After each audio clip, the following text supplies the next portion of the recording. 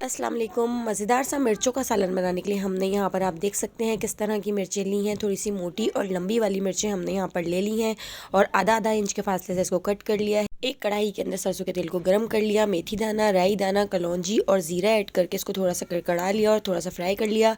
सौंफ और साबित धनिया को पीस कर इसमें ऐड कर दिया। एक बंच लहसुन का बारीक काट कर इसमें ऐड कर दिया है और लहसुन को थोड़ा सा फ्राई कर लेंगे।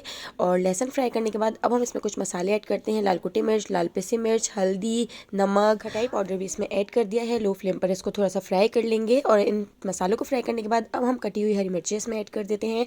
हरी मिर्चों को अच्छे तरीके से मिक्स करेंगे। थोड़ा सा पानी ऐड करेंगे। पानी ऐड करने के बाद इसको कवर करके 15 से 20 मिनट के लिए छोड़ देते हैं ताकि मिर्ची अच्छे तरीके से गल जाए। अब हम मिर्चों को भून लेते हैं। इतना भून लेंगे कि इसका पानी खुश्क हो जाए और ऑयल साइडों से ऊपर आ जाए। आखिर में इसमें हमने चाट मसाला भी ऐड कर दिया है। तो देखिए इसको बहुत अच्छे तरीके से भूनेंगे। यहाँ पे हमारी मज़ेदार सी चटपटी मिर्चों का सालन तैयार है। सब्सक्राइब करना बिल्कुल भी मत भूलिएगा।